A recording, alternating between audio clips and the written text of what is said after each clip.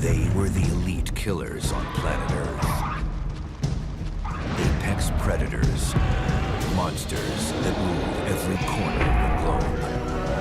They ranged from the giant T-Rex, who relied on size and long curved teeth, to the smaller raptors who used speed and cunning.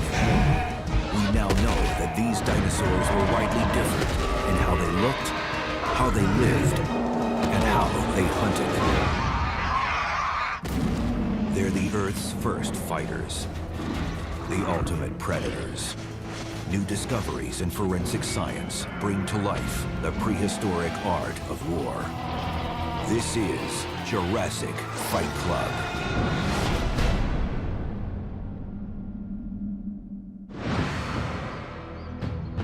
Prehistoric Earth, 350 million years ago. The continents as we know them don't exist.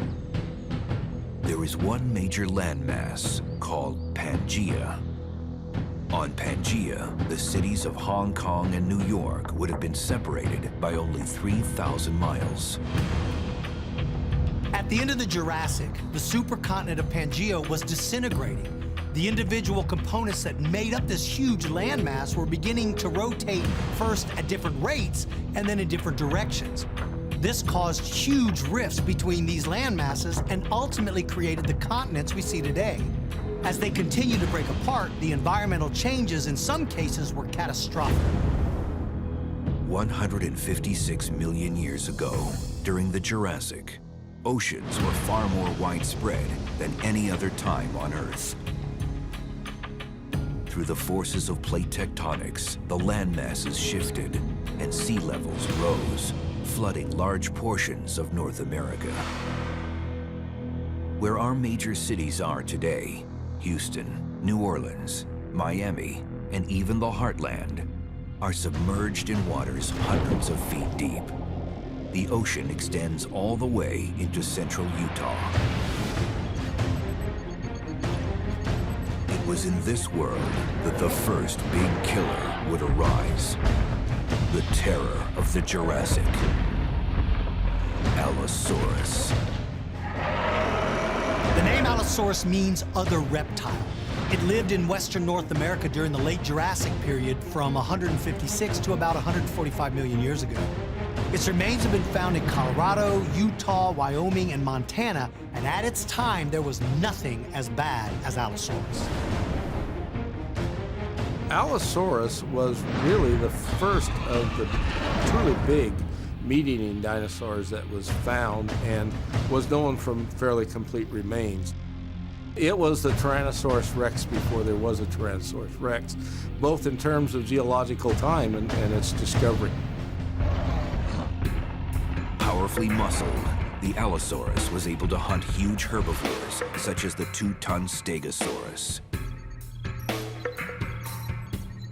Allosaurus, in its time, was the top predator. It was a combination of a lot of really useful traits for a predator.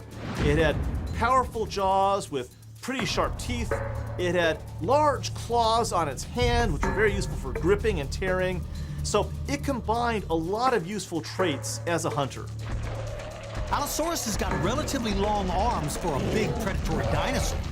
Most predators have these little arms and they're not very effective weapons, but Allosaurus is different.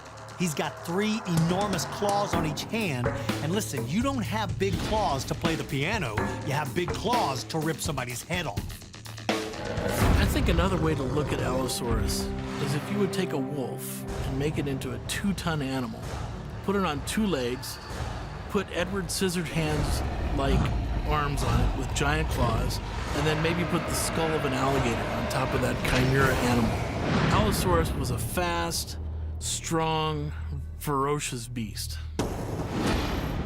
It stood 13 feet tall, measured nearly 40 feet in length, and weighed up to 4 tons. Those numbers make Allosaurus one of the biggest meat eaters of its time. The reason why Allosaurus and other dinosaurs were able to grow so big is because the oxygen levels were much higher back then than they are today. And so dinosaurs were able to extract oxygen without much effort, and therefore they could carry a heavier load and live more active lives even though they were huge. During the late Jurassic period, oxygen levels had been estimated to be as high as 35%. Compared with today's 21% oxygen levels, it made life much easier for the larger dinosaurs. So how on earth could anyone know what the oxygen level was a million years ago? Well, the answer is amber, fossilized tree sap. We find all kinds of prehistoric insects, plants, and even small reptiles trapped within amber. We also find gas bubbles, and so scientists are able to drill into these pieces of amber and extract the oxygen bubbles within them. This is how we know what the percentage of oxygen used to be. Higher oxygen levels also allowed the plant eaters to grow enormous, and Allosaurus was perfectly suited for taking on big game. When you look at the foot and the leg of Allosaurus, it's certainly quite powerful. I mean, Allosaurus was a large theropod of its time, one of the top predators. So not only was it built to carry the weight of the animal, but also was no doubt used to hold down carcasses and things like that. You have to remember, what was Allosaurus eating? And they were eating some of the biggest animals the Earth has ever seen. Allosaurus was feeding on sauropods, animals that are multi-times the size of our largest mammals today, the elephant. And they were bringing these animals down. Allosaurus is an example of how all life adapts and changes to the environment. First, you have trees that begin to grow to outrageous sizes, and it's also when we see the long-necked dinosaurs emerging to take advantage of these tall trees. Camarasaurus was the most common and successful dinosaur of that time. Then Allosaurus had to grow huge because his prey was becoming so huge. So in a sense, you could say Allosaurus grew big because trees grew big. This was a good, all-purpose, generalized animal, and I think that's one of the reasons for its success. It was very widely distributed and fairly abundant, and that probably was because it was generalized enough that it could adapt to a wide variety of different environments, take a wide variety of prey, and as a result, flourished. Its ability to adapt allowed Allosaurus to become one of the most successful predators of the late Jurassic. Its long, stiff tail gave it excellent balance, allowing it to hunt in the open and in dense forests. The landscape of modern Utah scarcely resembles what it looked like 156 million years ago, when Allosaurus ruled supreme. There were fewer mountains, and seasons as we now know them did not exist. And there was water everywhere. Rivers, ponds, and lakes covered much of the state. The entire floodplain was probably scattered with these rivers, with ponds and lakes and large meadows. There were a lot of fairly large trees. Trees were probably 100, 200 feet tall. Lots of ferns, lots of cycads, lots of ginkgos, lots of interesting plants, but of course none of them flowering plants or grasses or fruits or anything like that. Only those dinosaur bones buried in sediment, often by rain or flood, survived to be fossilized. This sediment provides crucial information.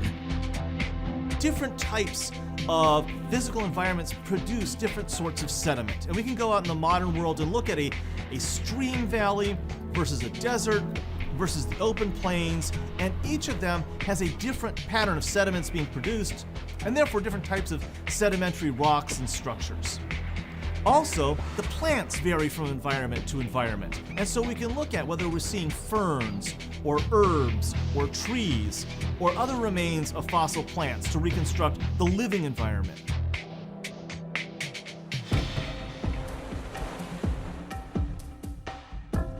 By extracting oxygen and carbon isotopes from the sediment and analyzing their chemical makeup, geochemists can find out things such as temperature, humidity, and even weather conditions from the prehistoric world. And by adding all these bits and pieces together, we can create a much bigger picture of past climates and past atmospheres, and therefore past environments. Throughout the Jurassic period, the Earth's climate was hot and humid. This created a supersized world. Today, trees in Utah reach an average of 40 feet. During the Jurassic era, they were 140 feet, fueled by the abundance of water and oxygen. This lush environment provided a banquet of food for the plant-eating dinosaurs, who in turn became a banquet themselves for new species of meat eaters. The top meat eater of its time was Allosaurus. More advanced in both brain and brawn than its competition, it literally ate them into extinction. One of the main competitors of Allosaurus was Ceratosaurus. Now, Ceratosaurus had appeared on Earth long before the first Allosaurus showed up, but towards the end of the Jurassic, we find fewer and fewer skeletons of Ceratosaurus, but more and more skeletons of Allosaurus. This suggests that Allosaurus was out-competing Ceratosaurus and ultimately displaced it as the top predator of its time. Allosaurus had little trouble dispatching its rivals. But nature was slowly tightening a noose around its neck.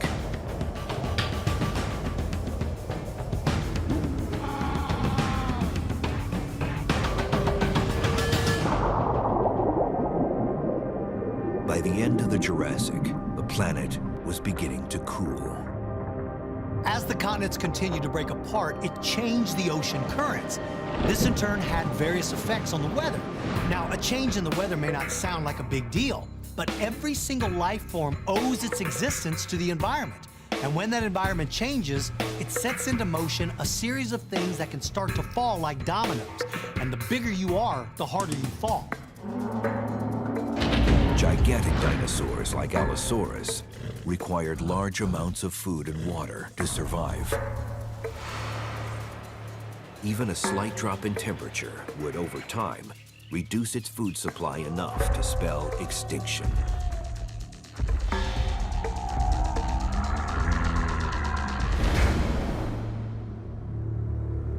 For 11 million years, Allosaurus ruled Western North America as the undisputed biggest killer. But its inability to adapt to the changing environments of the late Jurassic would open the door for a smaller, faster model. One that was terrifying and sported a weapon unlike anything before it.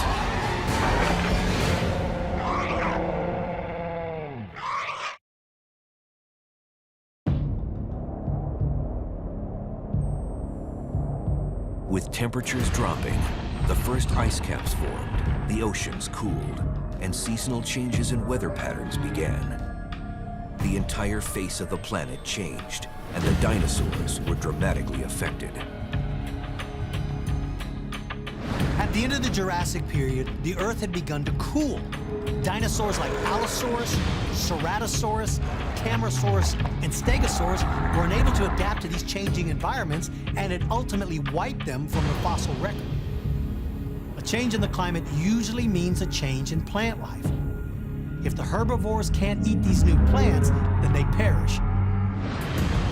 And then, in turn, the predators have nothing to prey on, and they die as well. Over the next 90 million years, a new era called the Cretaceous period dawned. Broader leaf plants that could tolerate seasonal weather changes covered the landscape. Only the most adaptable, intelligent herbivores were able to adjust, which meant the meat eaters had to adapt as well. For the first time, brains over brawn became the key to success, which ushered in the era of the raptor. The utahraptor was an early example. It was still fairly large, but the trend towards sleeker and smarter was clear. In some ways, the utahraptor provides a missing link in the chain of raptor evolution. When utahraptor was found, it was pretty significant because up until that point, the largest of the raptor dinosaurs found was Deinonychus, which was about the size of a timber wolf.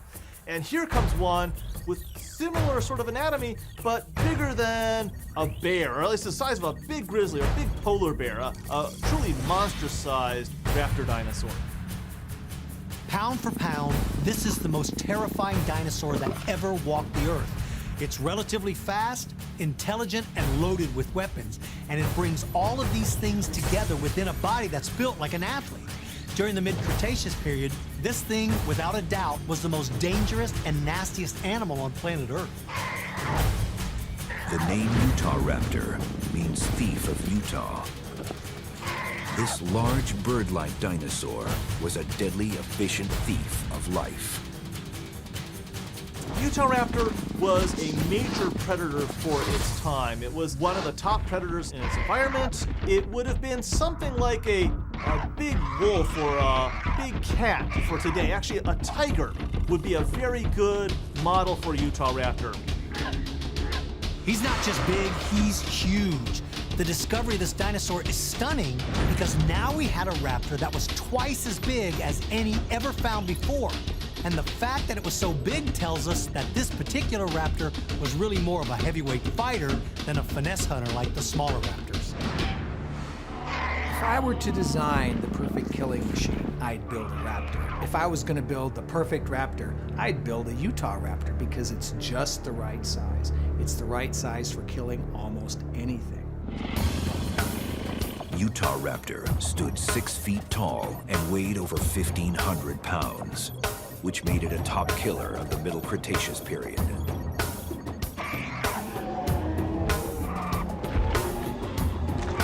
The raptor family is made up of a lot of different individual dinosaurs. Deinonychus and Dromaeosaurus are examples of raptors. These animals were built a lot like birds. Well, when we look at the skeletal design of a raptor, what we see is very similar to that of a modern turkey or a rodent. So like modern birds, their bones are hollow. This means they're very lightly built, but they're still really strong. It allows them to run at high rates of speed, but still engage in full-on fights. But a recent discovery proves that raptors were even more closely related to birds than once suspected. Birds have really specialized lungs. What they do is they have a series of air sacs throughout the body. Some of them even enter the vertebrae that fill up with air and push air out, and fill up with air and push air out, like a series of bellows. But for the raptors, the air goes into their lungs, but then it's distributed into vertebrae and bones throughout the entire body. This is why they're so fast and deadly as hunters. Fresh air only travels one way into its body and fueled them with plenty of oxygen. Like all members of this family, Utahraptor had massive claws on its hands and feet, and it used them like a world-class chef to slice and dice its meal. The killing claw on the foot of Utahraptor, like all Dromaeosaurus, is definitely its primary weapon. It had stout, powerful legs, and the claw tended to be that the bone core of the claw is around 8 inches, so with the keratin sheath, it could have been up to 12 inches or longer. So that's Utahraptor's primary weapon. But like all meat eaters, it also had a battery of formidable teeth, and then huge hand claws that could have also inflicted damage. The raptors were amazingly dexterous at using both feet and hand claws. Well, picture this animal that would have weighed close to 1,000 pounds. Being able to kick this thing with slashing strokes, 3 and 4, 5 foot long strokes, plunge it in through skin an inch thick, slash down 10 inches deep, and cut 3 feet long, and do that every couple seconds. Along with its deadly claws, Utahraptor relied on its teeth as an effective means of killing its prey. And to ensure it always had a fresh set, Utahraptor had a special adaptation in its jaws. When we look at the jaw of something like Utahraptor, really many of the predatory dinosaurs, we see that all the teeth aren't really at the same level, but rather they seem to be some are really poking out a lot and some are just a little bit. What that is actually reflecting are the way that the teeth are replaced, so they actually grow at different rates and at different times. These reptiles, like Utahraptor, are actually replacing teeth throughout their life, so they've got teeth that are actually at different stages of their growth and different stage of eruption, where they are in the jaw, at different parts of their life. This is actually a very wonderful strategy because these animals are actually breaking teeth. Their lifestyle of actually biting into other animals is pretty tough on their teeth. And as a result, they are breaking teeth and wearing them down, yet there's always one in replacement. So they're always equipped with a series of these dagger-like teeth. Along with its sharp claws and replaceable teeth, the utahraptor was a master strategist. When we do CAT scan of raptor skulls, we can see that these raptors, like utahraptor, had really fairly expanded brains. So we see expansion of the higher centers of the brain, the parts of the brain that are associated with maybe even some cognitive capabilities, ability to solve problems. These guys had a pretty doggone advanced brain, very much like living birds of today. Very smart animals. Don't mess with a raptor, you're gonna lose. Being smarter than your prey is an excellent way to remain a top predator, but the ability to adapt to environmental changes is what makes any dinosaur successful. And in utahraptor's time, the environment was going through some very dramatic changes indeed. Over the next several million years, the Earth continued to cool, and seasons became more extreme. Plants became increasingly diverse to adapt to the changing seasons. Herbivores ranged far and wide to find suitable food, and the utahraptor adapted its hunting strategies to take advantage. When you're a predator and your environment changes, you need to adjust your hunting methods accordingly. If you're used to hunting in dense forests and then those forests are replaced by smaller bushes and open country, then you better be prepared to tweak your hunting methods. And utahraptor was an expert at doing just that. Utahraptors staked out the migration path of the herbivores, often referred to as the Cretaceous Highway, and waited in hiding for their unsuspecting prey.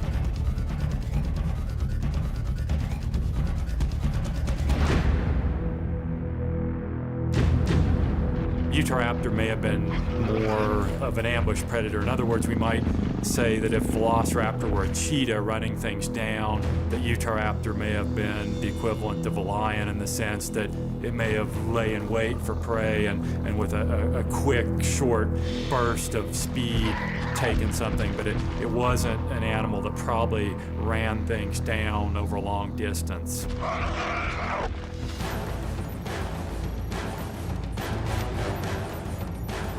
Utahraptor was fast, but the cooling climate favored even faster, smaller models.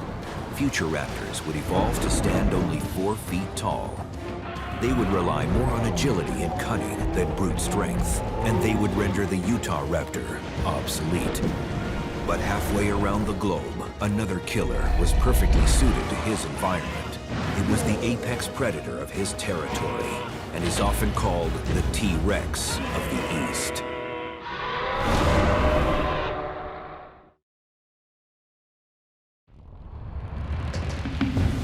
70 million years ago, the Earth was cooling. Ice caps formed at the poles, and winters were becoming harsher, with temperatures dropping below 40 degrees. Those temperatures would seem relatively warm by today's standards, but for life in the Cretaceous period, it's much colder than anything the dinosaurs were used to. The Cretaceous period was much cooler than that of the Jurassic that preceded it. Well, this was all due to the breakup of Pangaea and then ultimately Gondwana and Laurasia. The sea levels rose and fell, the jet streams in the atmosphere were altered, and currents in the ocean were affected. The life that was hit the hardest was that lived on the smaller land masses. Larger areas have more buffer than smaller ones when it comes to climate change. In North America, the larger allosaurus had given way to the smaller raptors. Off the east coast of Africa, on the island of Madagascar, another downsized advancement for the allosaurus became its biggest killer. Referred to as the T-Rex of the East, Its name was Majungatholus. The name Majungatholus is derived from the words Majunga, which is a district of Madagascar where they found the dinosaur, and tholus, which means dome in Latin. This hideous-looking dinosaur first appeared 70 million years ago and lived up until the end of the Cretaceous, when all dinosaurs went extinct about 65 million years ago. Its remains are only found on the island Madagascar, but it has relatives in South America. That proves that at one time, Africa, Madagascar, India, and South America were all connected in the supercontinent of Pangaea. Majungatholus belonged to a family of dinosaurs called the albertosaurus. This family of dinosaurs shared several characteristics. The albertosaurids are a group of meat-eating dinosaurs, descendants of creatures similar to ceratosaurus from the Jurassic period. The albertosaurs tended to have relatively short faces, they tended to have very thick snouts, and they had very short, bizarre arms, where the hands were very, very small, and the forearms were shrunken up, so they're basically just wrists. The albertosaurs started off as sort of a secondary predator, a middling-sized predator in the southern continents. But in the late Cretaceous, when the allosaurs had finally all died out, the albertosaurs took over. And if you were in South America or Africa or India or Madagascar, your greatest fear would be an albertosaur. Some of the early descriptions said it's a face that only a mother could love. It's a very ugly, rugose-headed dinosaur. Its nasals are completely covered with lots of little pits and divots in the skull. It's a very ugly dinosaur, but very cool-looking dinosaur to paleontologists.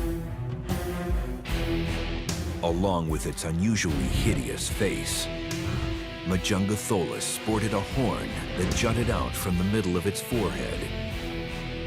Ironically, this menacing spike may have served an important social function. When the first really nice skulls of Majungatholus were found, one of the things that was very apparent was that there was this very complicated and rough-looking bump on top of its head. Now, we see that lots of different kinds of dinosaurs, including many kinds of predatory dinosaurs like ceratosaurus and allosaurus, and even some specimens of tyrannosaurus, have various kinds of horn-like structures or bumpy structures on their head. I think that with the majority of these theropod dinosaurs that have display structures on their head, they're probably related to identification of the animal, so that potential rival males can identify that there's a male who is going after your females, or the ones you're interested in. Or they can also tell the female that you're the right age and you're of interest. The extreme appearance of the Majungatholus may also have been something of a freak of nature. Anytime we have a small population of animals isolated in a small area, you can't help but get inbreeding between family members. Over long periods of time and numerous generations, we start to see mutations caused by inbreeding. Now, in the case of Majungatholus, so few skeletons have been found that we really don't know what normal looked like for this particular species, but we can certainly suggest that because it lived on an island and it was separated from other similar dinosaurs, its ugly face could have been the end result of mutation. The Majungatholus was small compared to many of the dinosaurs of the Jurassic period, but it was still substantial in size.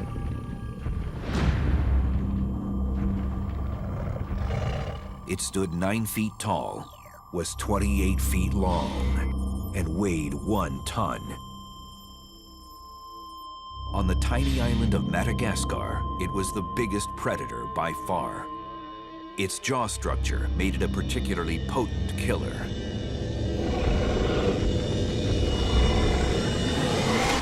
Majungatholus has a very, very interesting skull. It's not only shortened and very high, but the bones of the skull are interlocking.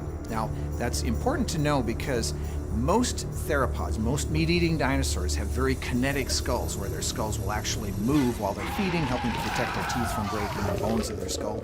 from breaking, and also their jaws would expand when they opened their mouth. But majungatholus did not have that ability, so it was really a skull that was solid and had very, very little, if any, movement. Majungatholus' strength would be its very powerful bite. It was a short but powerful skull with a rather powerful neck. If it could clamp down on something and bite on it, it could deliver a really nasty wound from that. He's got a big, thick bulldog head, and it's perfectly designed for grasping prey and crushing it. His teeth are also designed to take a lot more pressure than many other predatory dinosaurs. They were blade-like, but not so thin that they were breakable. His teeth are its #1 weapon. Its secondary weapon would be the claws on its foot. They use their feet the way modern birds use their feet. Look at an eagle. An eagle can grasp prey with its foot. Well, Majungatholus could do the same thing. He could grasp it to hold it, and then he used those teeth to rip chunks out of it. For 9 million years, Majungatholus ruled Madagascar. But as temperatures around the world continued to cool, the Majungatholus was not fast or smart enough to survive.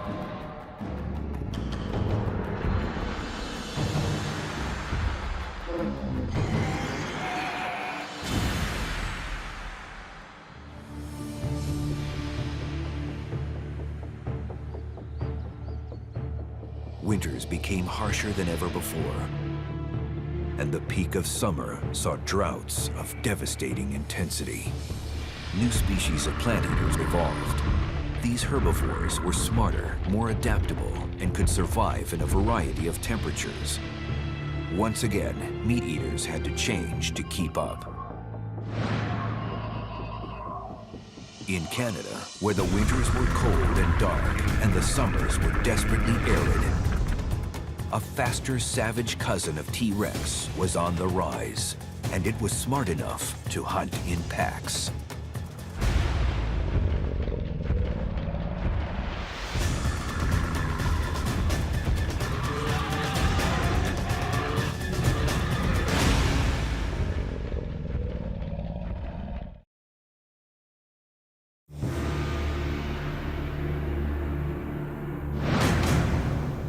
"76 million years ago, a relative of Tyrannosaurus rex roamed North America.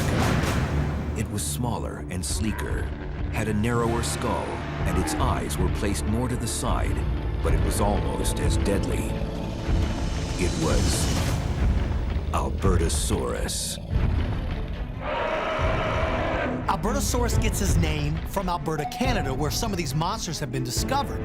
But it lived throughout western North America, possibly as far north as Alaska and as far south as Texas. They appeared 76 million years ago and died out with the other dinosaurs at the end of the Cretaceous.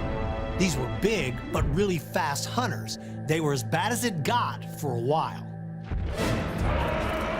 Albertosaurus would have been a very fearsome predator. It comes with that basic tyrant dinosaur package. The powerful teeth for smashing through flesh, for breaking up bone, a powerful set of jaws for tearing out big chunks of meat, and behind that, a very fast-moving body. And as far as Tyrannosaurs go, Albertosaurus was probably among the fastest. So if T-Rex is the SUV or the Mack truck version, Albertosaurus is the sports car. The same basic design, but sleeker, more elegant, and almost certainly faster as an adult. With its massive head, powerful jaws, and elongated teeth, it's easy to mistake this dinosaur for its relative, Tyrannosaurus rex. But Albertosaurus preceded its cousin by almost 10 million years. Albertosaurus is a more primitive Tyrannosaurus, so that for scientists, we can actually distinguish them without any trouble whatsoever. But to a person just looking at the animal from the outside, you're not really going to be able to tell them apart, other than by size. I mean, a Tyrannosaurus rex can be up to 40 to 45 feet long. An Albertosaurus is generally, say, about 30 to 35 feet long. Nevertheless, if you had an Albertosaurus chasing you, I'm not sure you would care that it was not Tyrannosaurus rex.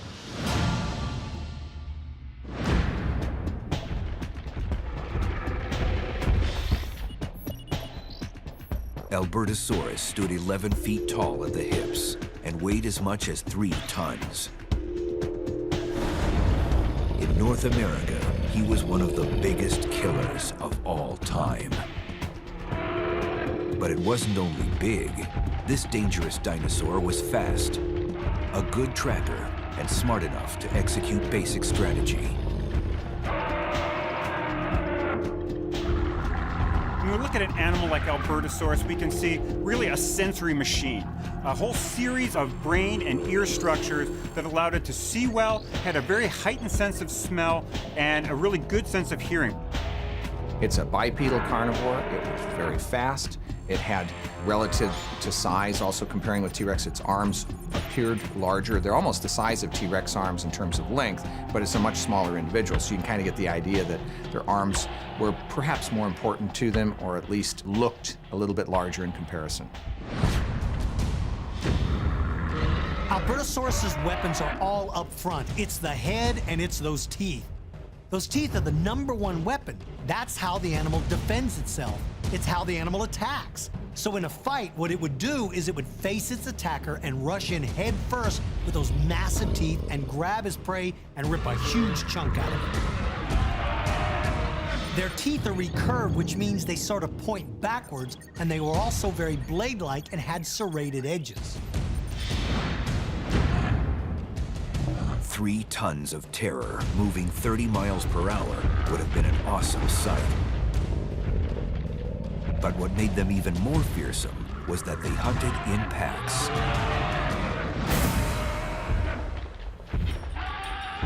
We've collected, in fact, 12 good skeletons in southern Alberta. In addition to that, we have a bone bed that Barnum Brown worked in 1910, where we have parts of 23 skeletons of Albertosaurus.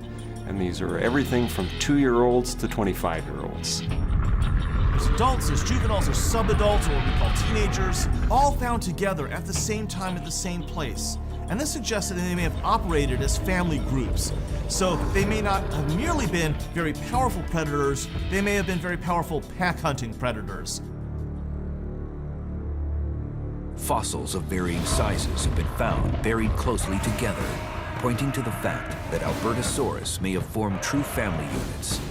This would have increased the safety of their young and helped the Albertosaurus spread across North America. But even these well-adapted dinosaurs were vulnerable to climate change. In the late Cretaceous period, temperatures inexplicably began to climb. A pretty dramatic change in the climate was becoming obvious at the end of the Cretaceous. We find fossil evidence of cold-blooded animals and plants that don't really tolerate the cold that well being found in the polar regions. Why the Earth began to warm after the cooling period is still a mystery. One interesting hypothesis involves the larger amounts of water that once covered much of the Earth. Rather than absorb the heat, they may have radiated it back into the atmosphere and caused a greenhouse effect. Whatever the case, these changes were tough to deal with for some dinosaurs, especially those up north. The colder temperatures and more extreme seasons had caused dinosaurs to downsize.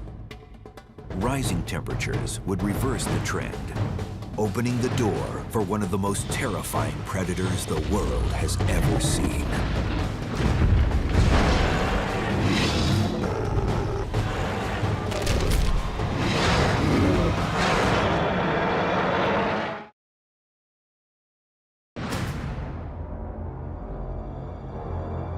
As temperatures rose in the late Cretaceous period, lush foliage grew, supporting larger and larger herbivores. These giant plant eaters, such as the Triceratops, also developed horns for protection.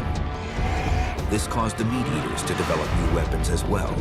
The result was a predator whose name instills fear even today.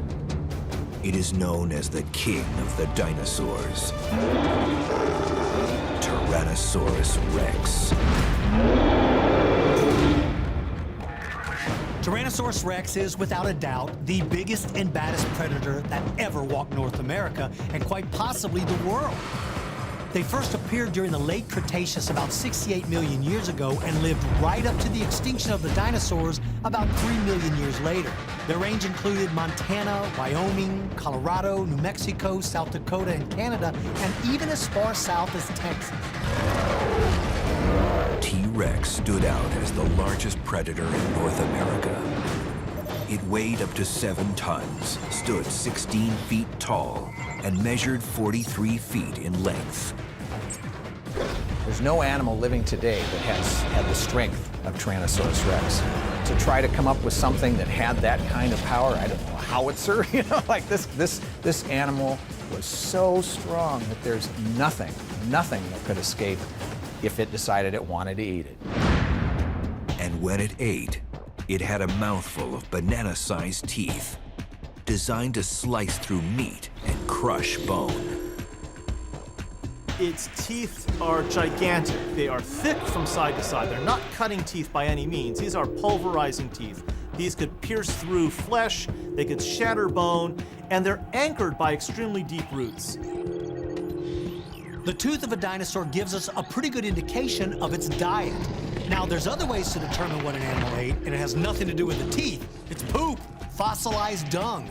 They call them coprolites, and yes, even that stuff can become fossilized. By slicing it very thin and looking at it under magnification, we can actually see the remains of what the dinosaur ate. So by looking at the teeth and then looking at the dung, we get a picture of what was happening in between. Its teeth were huge, but its small arms were barely longer than a man's. Tiny as they were actually functional. One of the things that people always mention and always think about is, why did it have such puny arms?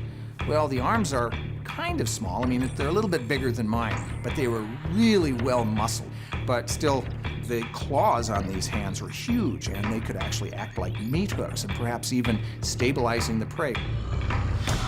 Along with its enormous size, one feature set T-Rex apart from all other meat eaters: true binocular vision. It had forward-focusing vision. It could focus in on something and know where to hit. T-Rex almost certainly had a pretty good visual field overlap, meaning it had pretty extensive binocular vision. What we see in the brain is that indeed the brain is structured to, in a sense, process that visual information. Much of the T-Rex's brain power went to his vision. In terms of intelligence, it probably wasn't quite as smart as a house cat. When the dinosaur faced mass extinction at the end of the Cretaceous period, likely due to an asteroid strike, even this monstrously powerful beast didn't have the tools to adapt and survive.